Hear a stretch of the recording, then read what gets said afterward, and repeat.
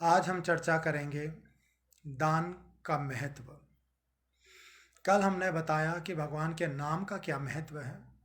आज हम बताएंगे कि दान करने का पुण्य क्या है। देखिए, कल की पूर्णिमा जो आ रही है उसको कहते हैं पीपल पूनम, बुध पूनम। कल की तिथि के दिन विशेष महत्व होता है हम ठंडी वस्तुओं का दान करें, जैसे आम, तरबूज, खरबूजे, पानी का कलश हो, पानी का मटकी हो, इनका दान करना चाहिए। पर अभी हम चर्चा करेंगे दान के महत्व पे। तो देखिए, दो तरह का दान होता है, एक वस्तुओं का दान और दूसरा नाम दान। नाम दान वो होता है जो गुरु अपने शिष्यों के कान में प्रदान करता है, या भगवान का जो नाम दिया जाता है वो होता है किसी दूसरे को दिया हुआ, वो होता है नाम दान। लेकिन नाम की महिमा कल हम बहुत सुन चुके हैं, इसलिए आज हम दान का महत्व सुनेंगे। तुलसीदास जी महाराज विचार करने लगे कि कलयुग का जीव बड़ा ही लोभी प्रवृत्ति का है। बिना स्वार्थ के वो कभी भगवान का नाम जाप करेगा ही नहीं, और कलयुग में भगवान का नाम लेना का ये तो अति कठिन काम है। तो ऐसा कोई उपाय जिसको करने मात्र से जीव का कल्याण हो जाए। तो विचार करने लगे तुलसीदास बाबा कि अगर मुख से नहीं जप सकते तो कम से कम हाथों से दे के ही अपना जीव कल्याण कर ले। इसलिए तुलसीदास जी ने भी लिखा है, चार पद निज धर्म के कलयुग एक प्रधान, येन केन विधि दीन है दान करे कल्याण। कि जीव को जितना हो सके अपने हाथों से दान धर्म पुण्य करना चाहिए। तो कितना दान करें? शास्त्रों में तो लिखा है कि हम जो कमाते हैं उस कमाई का 10वां भाग हमेशा धर्म दान में देना ही चाहिए। इससे क्या होता है का दान करने से धन की शुद्धि होती है, धन पवित्र हो जाता है। तो फिर हम किस वस्तु का दान करें? तो देखिए, गरुड़ पुराण में बड़ी सुंदर कथा दी है। गरुड़ जी महाराज को विष्णु भगवान कथा सुना रहे हैं, गरुड़ पुराण की कथा।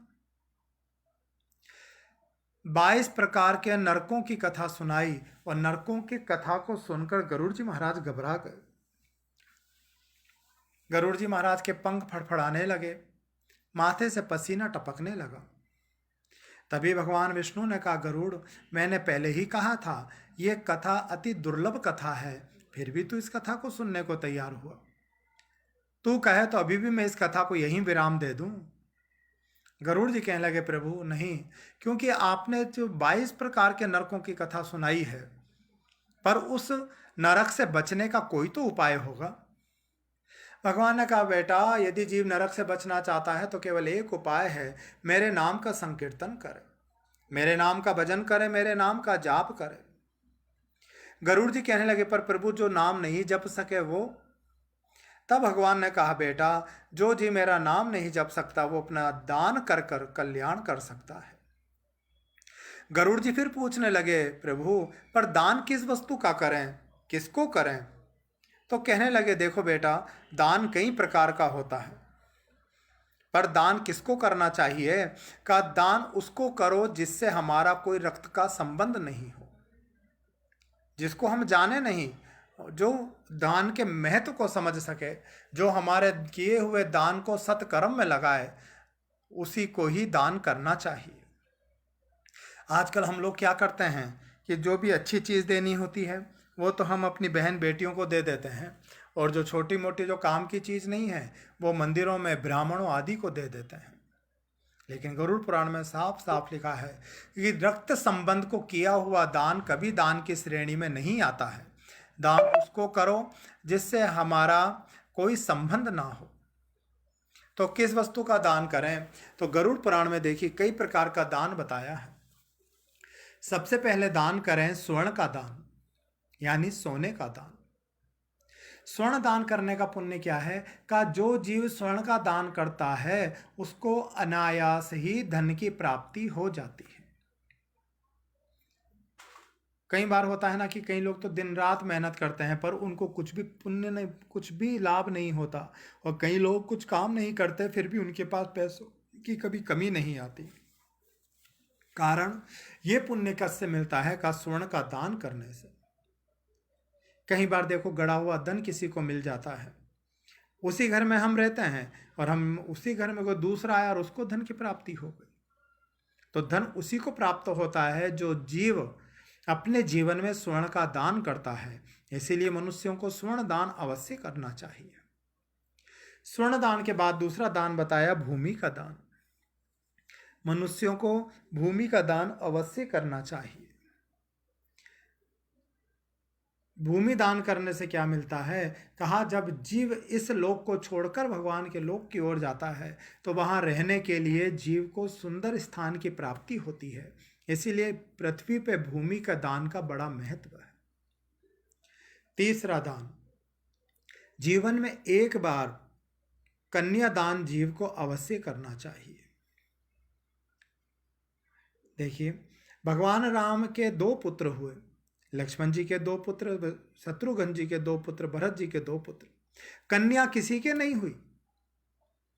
राम जी जब साकेत धाम में जाने लगे तब विचार करने लगे, अरे मैंने सारे दान धर्म को किया लेकिन कन्यादान तो किया ही नहीं, और कलयुग में गृहस्थियों के लिए सबसे बड़ा दान ही कन्या का दान है। राम जी विचार करने लगे, इस जन्म में नहीं पर अगले अवतार में कन्या का दान अवश्य करूंगा। और उसी कारण देखिए भगवान कृष्ण ने कितनी कन्याओं का दान किया।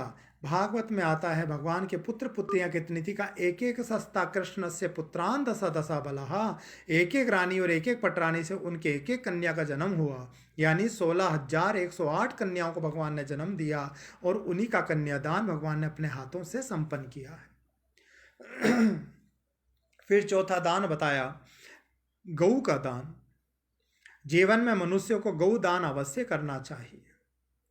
गौ दान करने से क्या पुण्य है कि जब जीव यमपुरी में जाता है तो बीच में वैतरणी नाम की एक नदी आती है जिसके अंदर बड़े बड़े मगरमच्छ घड़ियाल रहते हैं, और उसके अंदर उसका घाट हड्डियों का बना हुआ घाट है, पीप मवाद रक्त आदि की बनी हुई वो नदी है। जो जीव गौ का दान करता है तो वो ही दान की हुई गाय उस बैतरणी के किनारे आ जाती है और उसकी पूंछ को पकड़ के ये जीव बैतरणी नदी को पार कर जाता है। इसीलिए जीवन में गौ दान जरूर करना चाहिए। गौ दान के बाद कहा पुष्पों का दान और फलों का दान। तो पुष्प और फलों का दान करने का पुण्य। कहा जब जीव यमपुरी की ओर जाता है तो मार्ग में बड़ी भीष्म गर्मी पड़ती है क्योंकि वहां पे करोड़ों सूर्य एक साथ अपने प्रकाश को फैलाते हैं। तो जो जीव फूल फल का दान करता है उसी के लिए उस जीव के लिए उसी मार्ग में सुंदर से पेड़ों से लदा हुए बगीचे, फल फूल आदि से लदा हुए वृक्षों की प्राप्ति होती है, और उसी बगीचे में यमदूत उस जीव को विश्राम कराते हैं।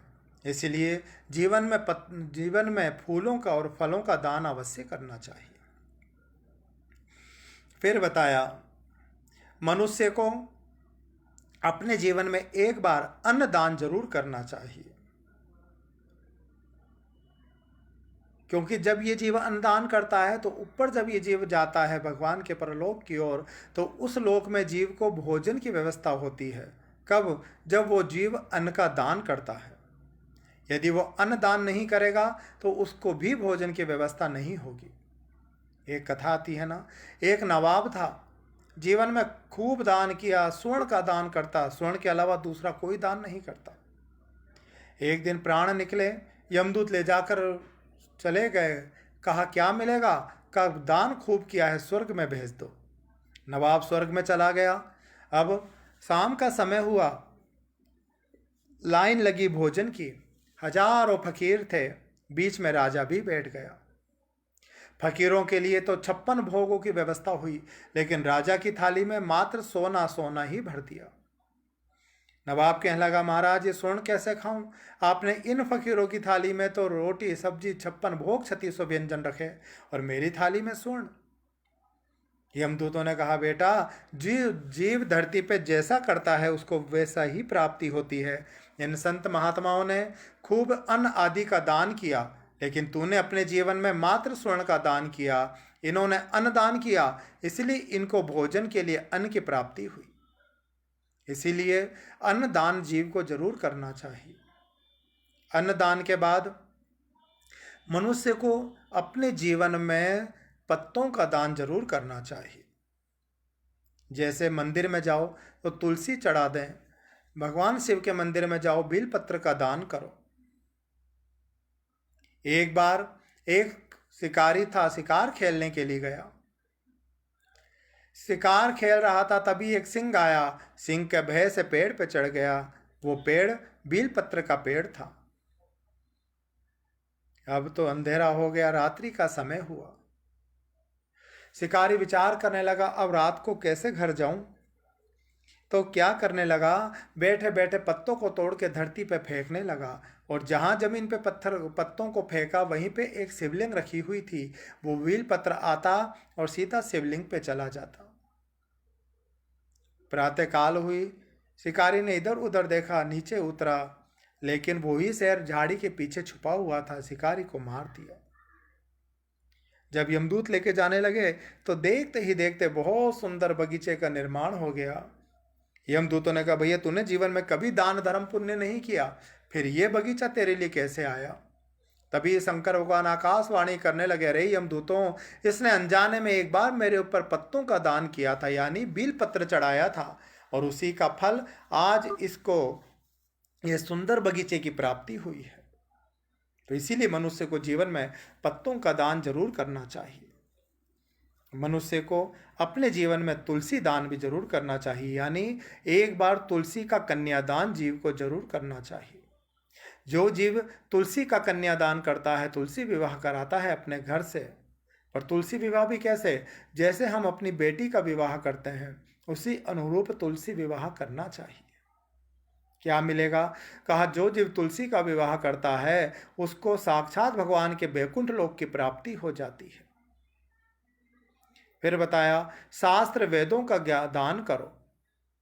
शास्त्र वेदों का दान करने का पुण्य, कहा जीव हमेशा ज्ञानी ही होता है, उसको ज्ञान की प्राप्ति होती है। अगले जन्म में वो जीव निर्गुण निर्ज्ञानी ना होकर, ज्ञानी ना होकर ज्ञानवान बनता है। फिर बताया, मनुष्य को श्रीफल यानी नारियल का दान करना चाहिए। नारियल का दान का पुण्य, कहा नारियल श्री, इसको कहते हैं श्रीफल। श्री यानी लक्ष्मी, लक्ष्मी को जो अधिक प्रिय है उसका नाम ये श्रीफल। तो जो जीव श्रीफल का दान करता है वो जीव अगले जन्म में धनवान बनता है, पैसे वाला बनता है। और जब ये सारे दान हो जाएं तो अंत में, कहा जब सारे दानों से जीव निपुण हो जाए तो अंत में अपने आप को ही जीव को दान कर देना चाहिए। हम बोलते तो सब हैं कि तन मन धन और जीवन सब कुछ है तेरा, तेरा तुझको अर्पण क्या लागे मेरा।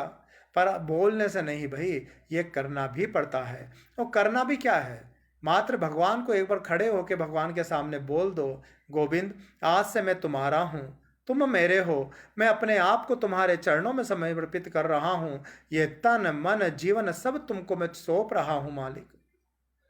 और ऐसा करो। देखो हमारे घर में कभी कोई वस्तु पड़ी होती है ना, तो हम उसको खराब नहीं होने देते। क्यों? क्योंकि उस वस्तु में हमारा है, वो हमारी वस्तु है। तो सोचो, जब हम हमारी तुच्छ वस्तुओं को खराब नहीं होने देते तो परमात्मा को सौंपा हुआ ये जीवन भगवान कैसे खराब होने देंगे। कहते ना, सौंप दिया इस जीवन को गोविंद तुम्हारे चरणों में, अब हार तुम्हारे चरणों में, अब जीत तुम्हारे चरणों में। राजा बलि ने देखो अपना सर्वस्व सौंप दिया भगवान वैकुंठ नाथ को, तो भगवान ने क्या दिया? का अपना वैकुंठ सौंप दिया राजा बलि को। इसलिए ये दान का महत्व है, और कलयुग में दान से बड़ा कोई धर्म नहीं है। इसलिए अपने जीवन में दान जरूर करना चाहिए। मैंने बताया ना, कल पीपल पूनम